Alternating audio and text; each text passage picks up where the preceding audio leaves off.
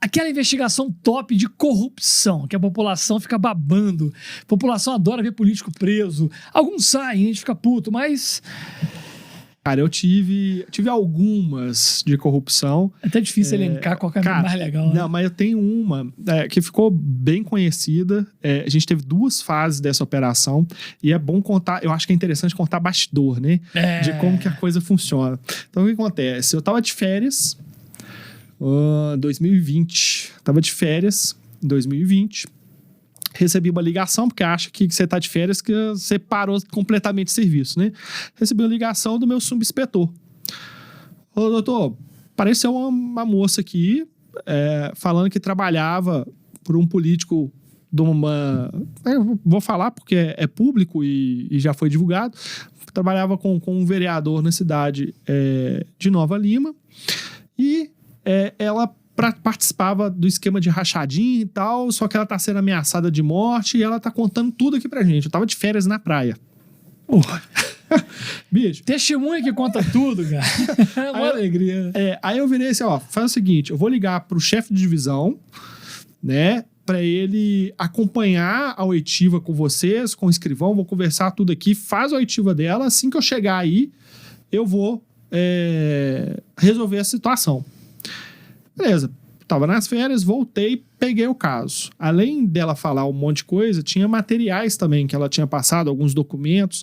E o que era o caso inicialmente? Além da rachadinha, para quem não sabe, a rachadinha é uma modalidade do crime de peculato, que é quando um servidor público, ele obtém para si, ou através de desvio, ou através de apropriação, recurso público, que não deveria ser dele. Então, ele se apropria ou ele desvia recurso público para si ou para terceiro, a fim de praticar esse crime.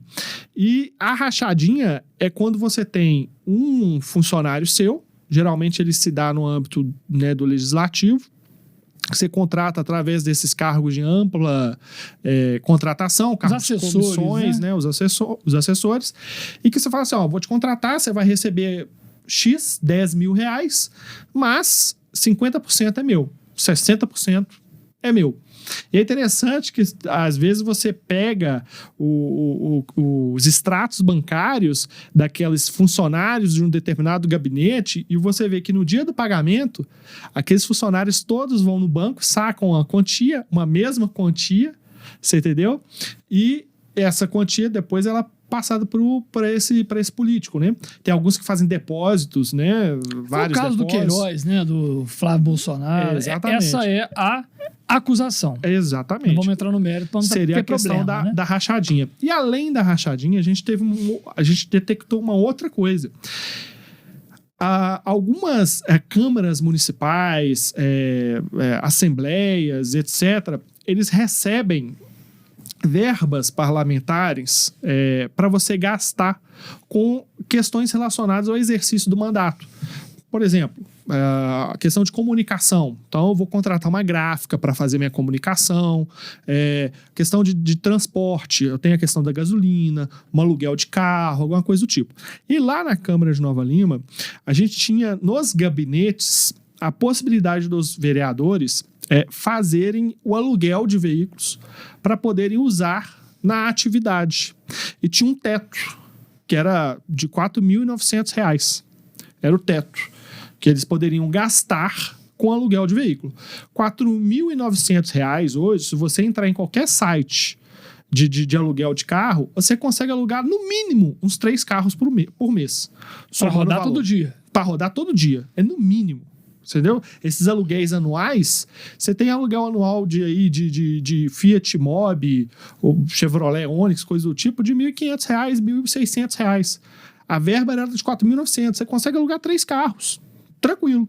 Só que o que esses gabinetes faziam? Alugavam um carro no valor de R$ 4.900. Você fala, não, mas eles alugavam um carro de luxo. Não. Tinha vereador lá que alugou uma estrada ano 95. Cabine simples. Ô, bicho. Você entendeu? Achar que a gente é otário, né? E aí eu fui levantando isso, fui vendo o motorista, nesse caso específico dessa estrada, cabine simples, ano 95, não sei nem se tinha estrada nessa época, mas era bem antiga a estrada. Isso é uma Saveiro. Não, era muito antiga a estrada mesmo. O motorista era o jardineiro do vereador, do carro. Você entendeu? E tinha carteira de motorista, pelo menos? Tinha carteira, né? Mas era o jardineiro. Aí falou assim: não, porque eu conheço fulano aí, desde sempre presto serviço para ele de jardinagem, ele alugou meu carro. E aí eu presto serviço pro gabinete. Eu falei: ah, tá. E como é que você faz para transportar as pessoas do gabinete? Porque cabine simples, né? Eles não vão na carroceria do carro, né? Não, eu vou e volto. Eu falei: ah, entendi. Então, assim, além da questão da rachadinha, você tinha a questão também desses contratos de aluguéis, né, de veículos. Era no teto do que o parlamentar ali poderia gastar, e ele gastava em um veículo só, e geralmente veículo popular. Tinha essa estrada, tinha um Gol, era veículo popular. E a empresa que fazia essa contratação era uma empresa que era de um laranja, era uma empresa que existia, mas estava em nome de laranja. Você entendeu? E aí até os carros, olha um outro detalhe da investigação que foi foda, que teve um vereador que alugou um Civic, eu acho, rodado, ano 2010, essa investigação de 2020, então já tinha 10 anos de uso, no valor de R$4.900.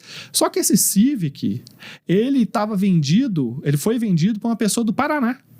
No período que foi informado que estava em aluguel para o vereador, ele já tinha sido vendido para o Paraná. E estava rodando lá. E estava rodando em Nova Lima. Mas não estava rodando em Nova Lima, porque eu ouvi o proprietário que comprou esse carro no Paraná. Você entendeu? Eu consegui ouvir ele. Ele falou: não, o carro tá comigo desde sempre. Esse período inteiro. Ou seja, fez um aluguel fantasma de veículo. Sabe? Gastando R$4.900. A proprietária da empresa emitindo nota que estava recebendo o valor, mas tudo fictício. Não existia nada daquilo. Então, em 2020, no final, isso foi em outubro de 2000, foi em setembro de 2020.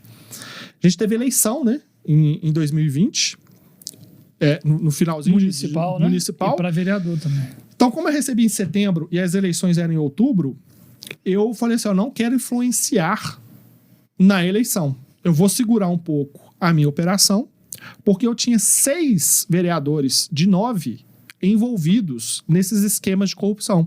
Só não vou influenciar com isso. Vou esperar passar a eleição. Esperei passar a eleição, protocolei um pedido de cautelares. E eles ganharam de novo a eleição? Alguns foram reeleitos. Se não me falha a memória, 3 ou 4 foram reeleitos. Esperei passar a eleição, fiz o pedido de busca e apreensão, de cautelar, de quebra de sigilo bancário e fiscal também. E o engraçado que eu fiz o pedido em novembro, no inicinho de novembro, né?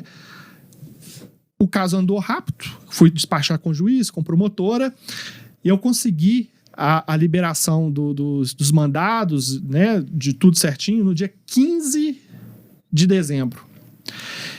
E é um detalhe: como teve a eleição municipal, os vereadores eles tinham até o dia 18 de dezembro para limpar o gabinete para a nova legislatura, que ia iniciar em 2021. E eu recebi os mandados dia 15, eu tinha 3 dias. Porque no dia 18 eles iam limpar tudo. Ia trocar computador, ia jogar fora papel, e eu ia perder eventuais provas.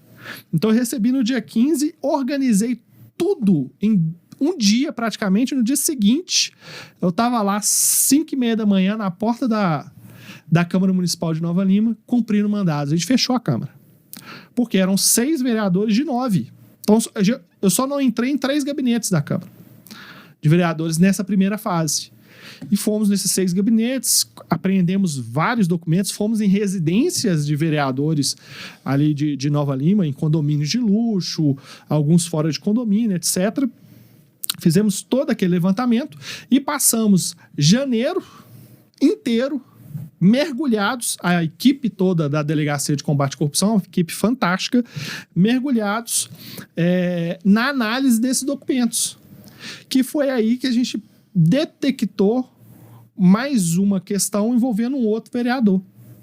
Que aí, numa segunda etapa, a gente conseguiu a prisão desse vereador e do seu chefe de gabinete, que foi diretamente no ponto da pessoa em setembro, que eu tava de férias, que foi lá, testemunha, falar assim, estou sendo ameaçada. A gente conseguiu provas na primeira etapa da operação, que chamou Operação Contrato Leonino, que é aquele contrato que faz bem só para uma das partes, né? Daí o nome, né?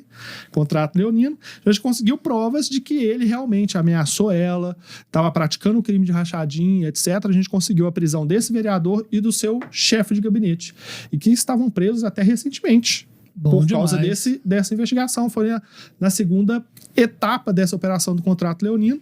A gente julgou por baixo no período que eu estava à frente dessa investigação. Eu acabei saindo da Delegacia de Combate à Corrupção em meados de 2021. A investigação ainda estava acontecendo, mas levantamentos por baixo só de contratos superfaturados de aluguel de veículo estava dando uma monta de 4 milhões de reais. Em valores históricos, porque era algo que acontecia desde 2014, se não me falha a memória, ali na Câmara Municipal. Fora a rachadinha, fora outros tipos de verbas que eventualmente estariam sendo desviados a proveito desses vereadores. Então, só numa parte, 4 milhões de reais. Imagina 4 milhões de reais numa cidade igual Nova Lima, uma cidade pequena, como que esse recurso poderia ser usado para educação, Você reforma um hospital. Exatamente. É bizarro, né, cara? É bizarro. Como é que infelizmente, essas pessoas agem como se aquilo fosse um direito delas. Né? Acho que é normal. Um direito delas. Então, assim, a gente tem várias investigações, mas essa dos combate à corrupção é uma que vai ficar marcada, é uma que é difícil você conseguir, né, chegar no poder político, né, e apurar o ilícito dele, né? E além disso, colocar alguém envolvido com o poder político atrás das grades por causa do ilícito que ele praticou. Você pode contar aí nos dedos aí quantos que conseguiram fazer isso. Né? E eu, graças a Deus, tive uma equipe boa, a gente conseguiu fazer essa operação, foi